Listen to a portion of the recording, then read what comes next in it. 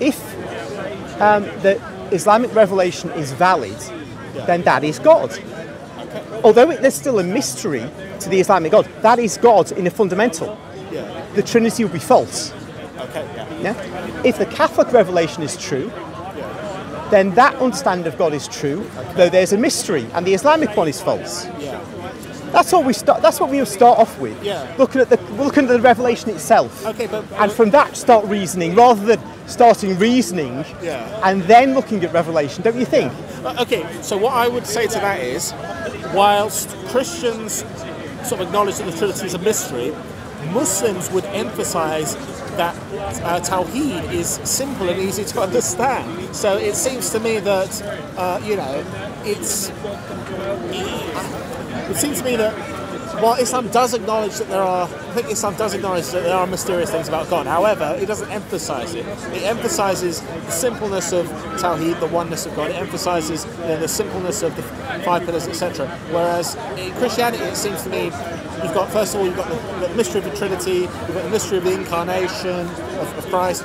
You've got all of these sort of mysteries, and it doesn't seem very appealing or logical. But what if it's true? Oh, not logical. That's another matter. Now you must tell me where it's not logical. If you really mean that, or it just as a slip of the tongue.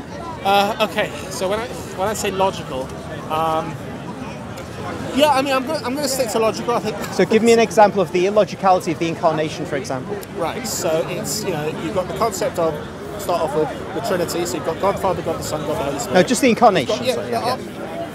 So you've got God the Son becomes incarnated as the man, Christ Jesus. So by which we mean God the Son, the eternal second person of the Trinity, takes to himself, attaches to his divine nature, a human nature at the moment of conception 2,000 years ago in the womb of the Virgin Mary. Right. Okay. So you've got Are we logical so far? Yeah, so far, yes.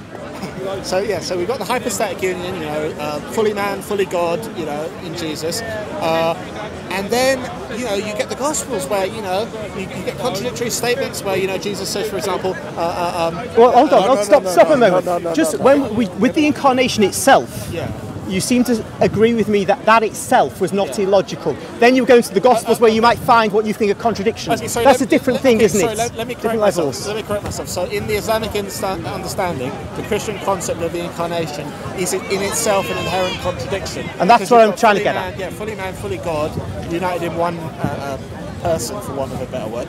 One hypostasis. Right. I would say the incarnation is problematic. And this is what I want to understand, the illogicality. Because I could accept somebody saying, this isn't true, this didn't happen, but to say it's illogical is another thing. And that's why I wanted to say to you whether it was a slip of the tongue to use the term logic, or whether you really meant it. Because, I did. Because you've got divine nature. That's a logical concept. So you got what? Human nature. That's another logical concept. What's divine nature? So to have a divine nature which attaches itself to a human nature, attachment is not an illogical idea. Attachment is not a logical idea? It's not an illogical idea. No. Sorry. And then the uniting of the two. We're in a conversation that's just running along at the moment. Let's just listen. When you have two natures, one person, that itself is not illogical. Right. Well, okay. So I'll tell you why it is. So you've got one nature, God, another nature, man. It's like apples and oranges. It's like talking about a cat and a dog. We get an apple, and we attach to that apple an orange. No, that doesn't work. You can't make. I'll tell you why that. Wait a minute. Now you can't. You can't. Don't forget. We teach. There's no admixture of the two natures. They don't mingle. They completely. Another, what does that mean? Well, look at an apple. God, apple. Then the human nature, the orange. Glue them together. Now, work is not the issue. Work is a matter of what is possible. It's a bad analogy. Logic is different. Why are you gluing apples and oranges together? It makes no sense. Now you're having fun.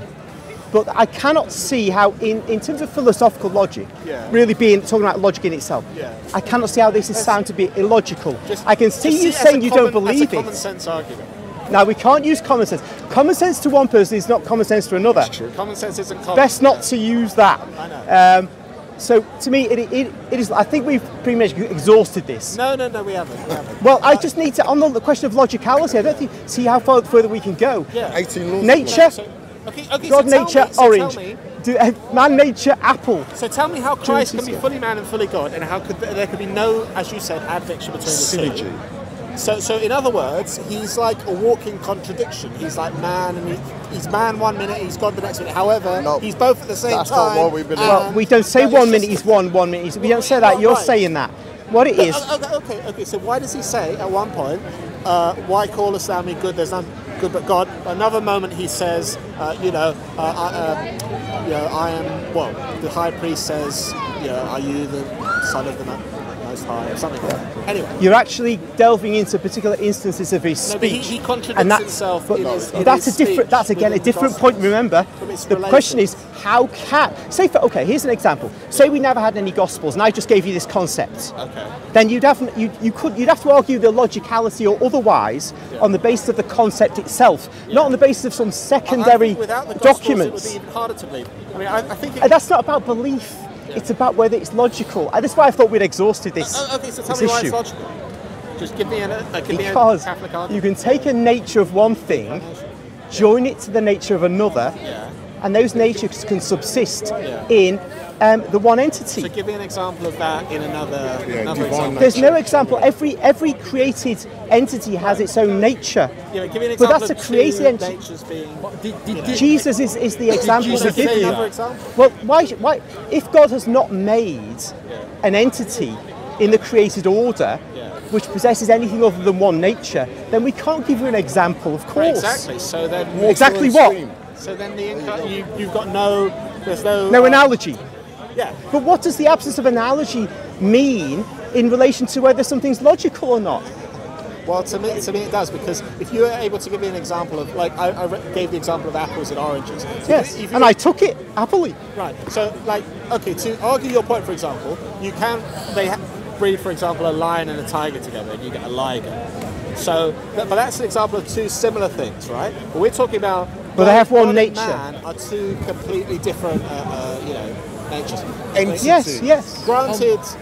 Some people would say God is Almighty. like a man, and the Old Testament says, the Lord. You're going into writings again, rather than just addressing the inner harmony of the concepts. Yeah. And I think you're doing that because the concept is harmonious in itself. As I keep repeating, it doesn't mean it's true. Yeah. The truth of it or otherwise is determined by revelation, the quality of the revelation. Well, it's because I could create a concept just now of anything, invent a new religion about anything, and you would examine whether its inner self is contradictory. Okay. It might be, it might not be. It might be perfectly harmonious, but still false. I just made it up. Yeah. Okay. That's what I'm trying to say. Right. To establish a truth or otherwise of it, in a moment, we're just dealing with this guy. The question of whether it's true is the important point to me.